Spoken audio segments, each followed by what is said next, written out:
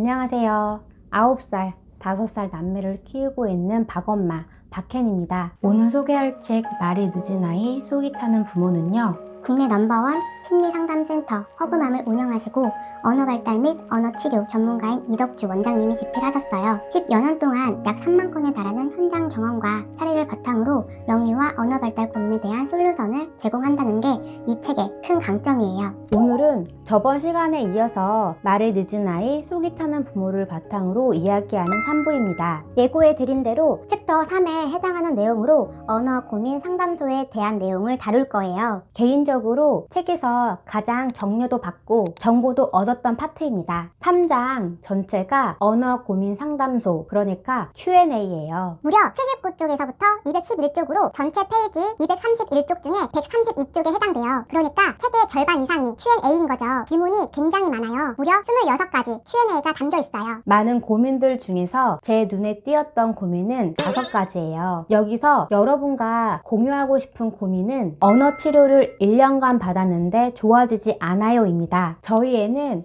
40개월이던 작년 12월부터 언어 놀이 치료를 받고 있어요. 그로부터 4개월이 지났는데요. 다행히 아직까진 제자리 걸음 같다는 생각은 들진 않아요. 한두 단어만 가능하던 언어 구사력이 3단어, 많게는 4단어로도 말을 하고요. 어휘도 풍부해졌어요. 안 하던 말도 곧잘 하고요. 무엇보다 주거니 받거니 하면서 소통된다는 게 큰 변화예요. 불과 4개월 전까지만 해도 대화가 이어지지 않고 자주 끊겼거든요. 그때에 비하면 정말 많이 좋아졌어요. 그래서 지금은 걱정은 안 되는데 혹여나 앞으로 아이 치료가 제자리 걸음 같다고 느껴질 때가 분명 올 거란 생각이 들어서 이 고민에서 멈칫하게 되더라고요. 여기 나온 사례는 이래요. 저희와 너무 비슷해요. 아이가 어릴 때부터 언어 발달이 늦었는데 병원에서는 신체 발달이나 다른 건 전혀 문제가 없다고 했대요.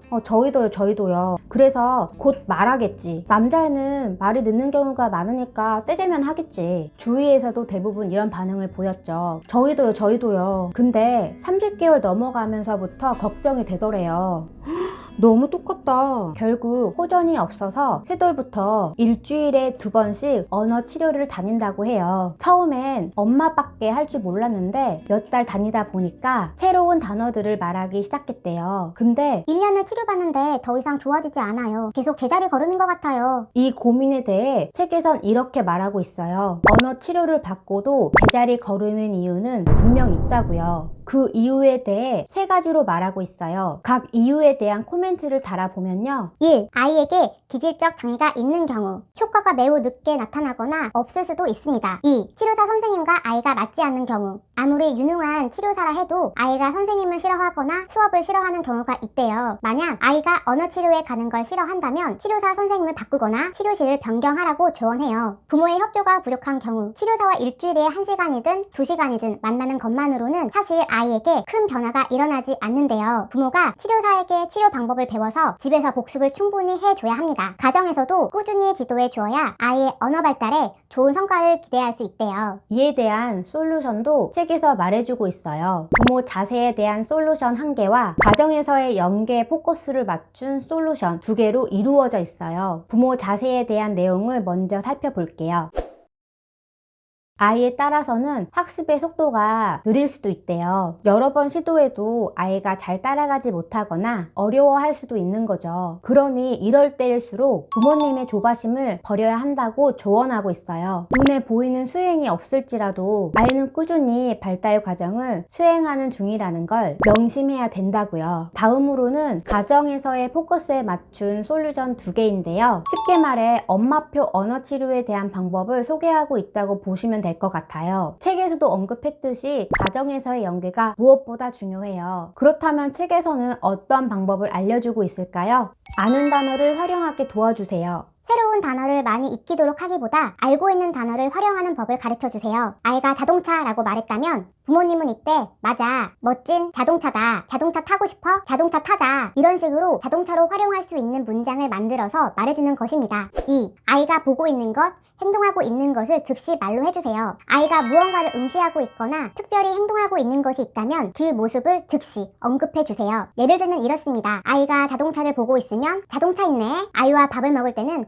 밥 먹자. 유치원에 갈 때는 유치원 가자. 여기서 중요한 것은 상황에 맞게 즉시 언급해 주는 것, 즉 말로 즉시 반응을 주면서 자극을 주는 게 포인트예요. 저 같은 경우엔 이 방법을 많이 쓰는데요. 밖에 나갈 때 신발을 신잖아요. 그러면 항상 엄마 신발 신어 라고 말을 하고 아이도 말하게끔 유도해요. 유도하는 방법은 어렵지 않아요. 아이들에겐 모방 심리가 깔려 있어서 엄마가 신발 신으면서 엄마 신발 신어 라고 말을 하면 보통 아이들은 따라서 말을 해요. 이걸 계속 반복하는 거죠. 그리고 다른 상황에서도 이와 유사한 방법으로 아이가 말하게끔 유도하면서 자극을 주면 됩니다. 단 아이 수준에 맞게 쉽고 짧고 천천히 말하는 것 잊지 마시고요. 만약 아이가 한 문장으로 말하는 게 서툴다면, 그러니까 한두 단어로 말하는 수준이라면 조사, 즉 은는 이가 이런 것들은 빼고 한두 단어로만 간결하게 말을 해주세요. 아까의 상황을 예로 들면 한 단어로 말할 때는 신발 또는 신어 이렇게 한 단어로만 말을 하면서 단어의 명칭을 정확하게 알려주면 되고요. 두 단어로 말할 때는 신발 신어 이런 식으로 발전시켜 주시면 돼요. 오늘 내용을 정리해 보면요. 언어 치료를 받고도 제자리인 이유 3가지는요.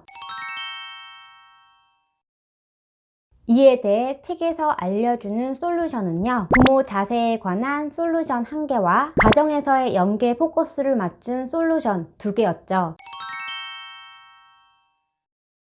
이 내용을 모두 정리를 해보면 아이의 언어가 눈에 확 띄게 좋아지는 것처럼 보이지 않더라도 아이는 꾸준히 발달 과정을 거치고 있는 중이라는 걸 명심하면서 인내하라고 말을 하고 있고요. 센터에서 배운 치료 방법을 가정에서도 충분히 복습해주는 것이 무엇보다 중요하고요. 이에 관련해서 책에서도 2가지 방법을 알려주었죠. 그 2가지 방법은 정말 기본 치료 방법이기 때문에 계속 시도해보세요. 끝으로 책의 마지막 파트를 짧게 말씀드리면요. 말이 느린 아이, 속이 타는 부모 마지막 장은 언어자극 놀이법 5가지에 관한 내용을 담고 있어요. 놀이에 대한 부분은 이 책 포함해서 다른 책의 내용도 같이 정리해서 영상 만들어 보도록 하겠습니다. 지금까지 말이 늦은 아이, 속이 타는 부모라는 책을 바탕으로 3부로 나눠서 영상을 올려봤어요. 더 많은 내용에 관심 있으신 분은 이 책을 읽어보시고 필요한 정보 얻으시길 바래요. 제가 얼마 전에 우리 아이 심리지원 바우처 영상을 올리면서 떨어졌다고 말씀드렸잖아요. 만약 바우처가 된다면 수업 하나를 더 들으려고 했는데 안 돼서 아쉽다고요. 담당 선생님과도 이에 관련해서 상담을 했는데요. 선생님이 그러시더라고요. 주 1회 수업을 듣더라도 가장 중요한 건 가정에서 꾸준히 지도해 주어야 아이의 언어 발달에 좋은 성과를 기대할 수 있다고요. 오히려 수업을 많이 들으면 부모님도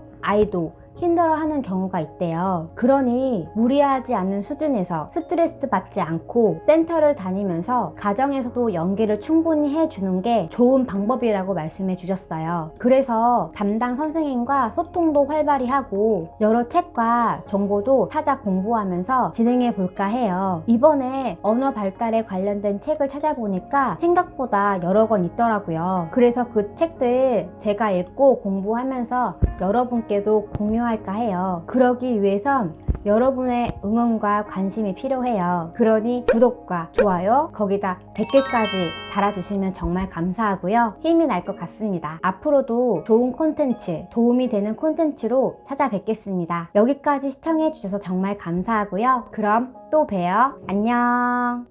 구독과 좋아요 꾹꾹 눌러주세요. 우리 다시 만나요.